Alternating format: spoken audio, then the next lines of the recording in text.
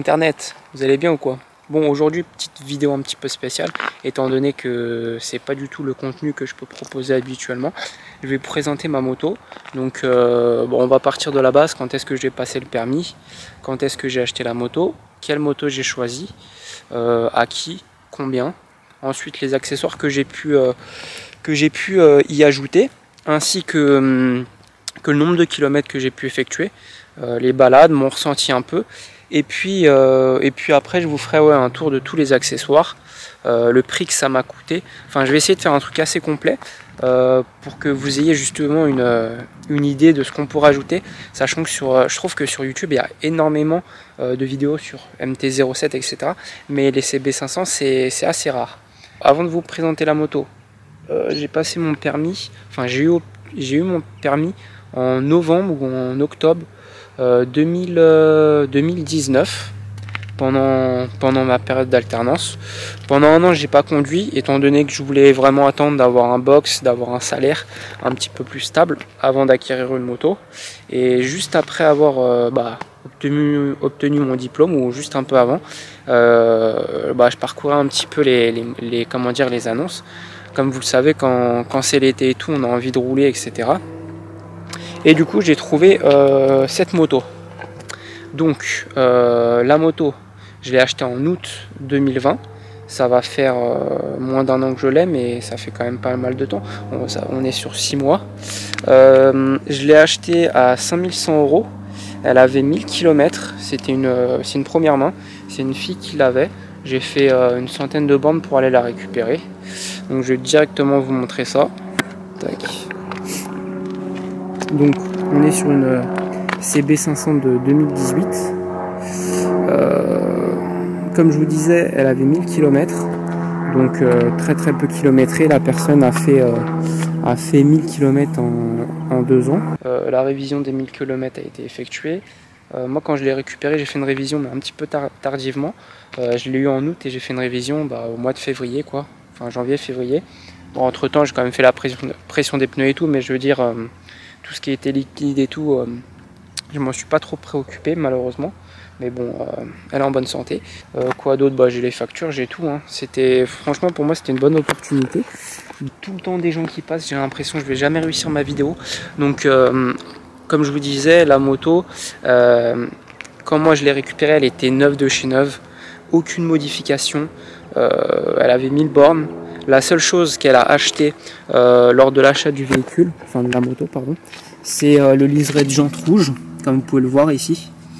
Et voilà, donc on va directement passer à ce que moi j'ai pu installer sur la moto, combien ça m'a coûté, dans quel ordre j'ai installé les accessoires, etc.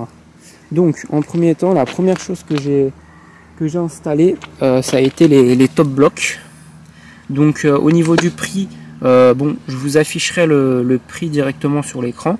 Je vais pas m'avancer, mais on est sur entre 200 et 300 € pour les top blocks. À noter que moi de base je voulais quand même avoir des crash bars, mais on va pas se mentir que pour les top blocks ça s'intègre quand même mieux sur la moto. Donc ça c'était le premier accessoire. Ensuite le deuxième accessoire que j'ai installé sur la moto, ça a été la ligne d'échappement. Alors je suis parti sur la Exil. Pourquoi la Exil? J'ai regardé différents tests sur YouTube, je pense comme pas mal de gens. Et c'est celle en fait qui se ressortait, qui avait pour moi le meilleur bruit, parce que je voulais quand même avoir un bruit assez sympathique. Donc je suis parti dessus, je suis pas déçu. Après je vais pas vous mentir, si vous mettez les chicanes, le bruit va être assez feutré. Donc bon, là comme vous pouvez le voir, je les ai enlevés et bon, jusqu'à maintenant j'ai pas eu trop de problèmes. Et franchement le bruit est insane. Quand vous rétrogradez 4e, 3e à 50, ça fait des petits retours, des petites pétarades. C'est vraiment top. Ensuite, quels autres accessoires j'ai pu intégrer sur la moto? Comme vous avez pu le voir, j'ai changé la selle. Alors en fait tout ce que j'ai fait, c'est que j'ai été chez un sellier. Je pourrais vous mettre l'adresse de la personne qui a fait ça. Il est situé vers Rouen, pour ceux qui habitent dans le coin. Donc pour le tarif, ça par contre je peux vous le donner parce que je m'en souviens. 270 €. Je suis parti de la selle d'origine. Je lui ai filé ma selle d'origine et je lui ai dit je veux ça. Et il m'a donné le prix. Donc en gros j'ai choisi deux types de matériaux. On a un genre de style carbone comme vous pouvez le voir ici et un style un petit peu simili-cuir sur le dessus. Pareil ici avec du carbone sur les côtés et puis aussi le petit rappel derrière en carbone. Je choisis du carbone parce que comme vous pouvez le voir sur ce modèle là, on a des pièces ici qui sont en carbone, donc je trouvais que ça s'intégrait bien avec la moto. Ensuite sur l'intérieur, on a fait un petit des petites coutures comme ça en mode quadrillage. Franchement je trouve ça sympa. Ça peut paraître un peu vieillot, mais sur la moto moi je trouve que ça donne quelque chose, ça donne de la gueule. Puis donc par contre, chose importante, la selle a été un petit peu creusée pour justement pouvoir un peu mieux poser les pieds au sol. Et ensuite pour la selle du haut, il y a aussi une petite lanière ici que je n'ai pas mise, mais pour la selle du haut elle a été remontée. Il a rajouté en fait de la mousse pour pouvoir justement intégrer, comme vous pouvez le voir, le logo Honda tissé brodé. Et ça, donc ça c'est une option à 50 €. Je vous avoue que je me suis fait un petit plaisir, mais ça rend pas mal.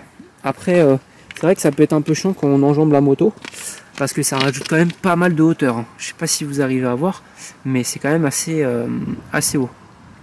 Ensuite, pour les autres accessoires que j'ai pu intégrer sur la moto, j'ai fait une commande AliExpress.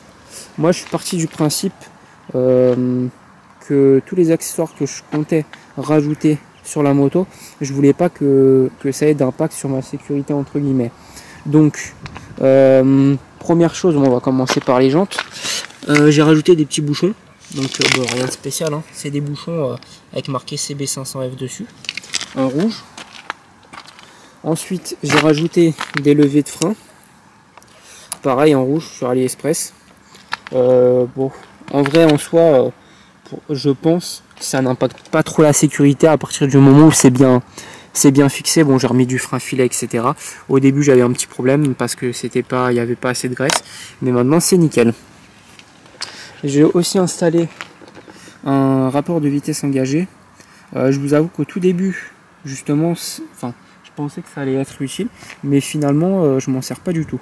Donc bon, il est là, mais il sert à rien. Ensuite, un petit capuchon au niveau du réservoir avec marqué CB500, histoire d'avoir un petit rappel en rouge. Je suis désolé, la moto est un petit peu crade, mais c'est comme ça.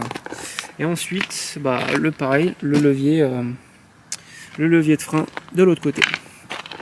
Ouais, j'ai pas aussi montré, mais j'ai aussi un petit support quadlock avec du coup le support anti-vibration, parce que si vous avez des iPhones, ça peut niquer l'appareil photo. Ensuite, quel autre accessoire j'ai rajouté? J'ai rajouté des repose-pieds passagers. Pareil, toujours commande AliExpress. Ouais, je vous avoue qu'ils sont pauvres parce qu'en fait ils bloquent, ils s'arrêtent pas jusqu'à la fin de la course. Mais en vrai ça s'intègre pas trop mal sur la moto aussi. Ça fait un petit rappel. Un autre accessoire que j'avais acheté et que j'ai remis, donc j'ai remis les rétros d'origine. Je vous mettrai le lien en fait de ce que j'ai acheté. Des rétroviseurs, j'avais acheté des rétroviseurs rouges, vraiment top en termes de rendu, mais je vous assure que c'était une catastrophe niveau visibilité. En fait ils zoomaient à mort, ce qui fait qu'on voyait rien du tout. Ils avaient un petit filtre bleu, donc on voyait rien la nuit. Et pour les régler, il y avait un axe, une vis pour les régler dans cette rotation là si vous préférez, une vis pour les régler comme ça, et une autre vis pour les régler, il y avait 3 vis pour régler les rétros, ce qui fait qu'en fait c'est juste impossible à régler. Donc voilà pour la présentation. Je vous aurais bien fait un petit test, une petite balade ou quoi que ce soit. Le problème étant que je n'ai pas de GoPro. Donc j'espère que la vidéo vous a plu. Peut-être avant de couper la vidéo, je vais vous faire écouter le son de la moto. Bon, après forcément je ne vais pas vous mentir que le son en vidéo ne rend pas du tout le même qu'en vrai, mais bon, au moins vous avez une idée des chicanées de ce que ça peut donner. Autre petite précision de ce que j'ai pu rajouter, c'est pas moi qui l'ai rajouté, mais vous voyez ici, bon je vais pas vous montrer parce que c'est mon assurance, mais en fait il y a un petit tube et vous voyez on peut mettre l'assurance ici. Et l'intégration se fait vraiment bien, au lieu de l'avoir sur la fourche, etc. Je trouve ça vraiment top. Bon, on démarre la bête.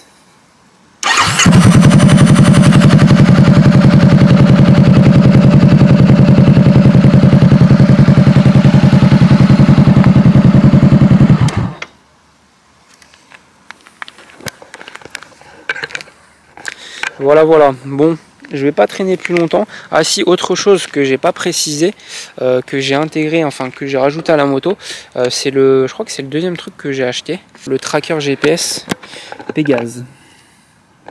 Clairement, je vous conseille de le prendre pour plusieurs raisons. Dès que la moto elle bouge, vous êtes averti. Ça vous donne les, comment dire, ça vous donne en fait les stats quand vous roulez, l'inclinaison, la vitesse, le freinage, toutes ces informations là. Et en vrai, c'est pas trop mal. Franchement, en vrai, les informations, moi je vais pas vous mentir que je les regarde quand je fais une balade, etc. Ça me permet de voir si j'ai penché ou quoi que ce soit, comment je me suis comporté en fonction des freinages, si en gros j'ai mal freiné ou quoi que ce soit, ou j'ai freiné trop fort. Enfin voilà. Voilà, j'espère que la présentation elle vous a plu. Bon, j'ai essayé de vous montrer au maximum ce que j'ai pu rajouter. Si, autre point, est-ce que je compte rajouter des choses? En réalité, je ne pense pas. Si je rajoute quelque chose, c'est un covering. Mais vu que je vais passer ma passerelle d'ici peu, je ne sais pas si c'est intéressant justement d'investir là-dedans. Donc je pense ne pas rajouter d'autres trucs. N'hésitez pas à lâcher un petit like, à vous abonner surtout, ça donne de la force. Et si jamais ça vous intéresse que je fasse des vidéos moto, n'hésitez pas à me le dire dans les commentaires. Dans ce cas-là, ce que je ferai, c'est que j'investirai dans une GoPro pour vous emmener avec moi dans les balades, sachant que vu que je suis près de la mer, d'Auville et tout, je fais pas mal de balades moto assez sympathiques. Voilà, tchuss.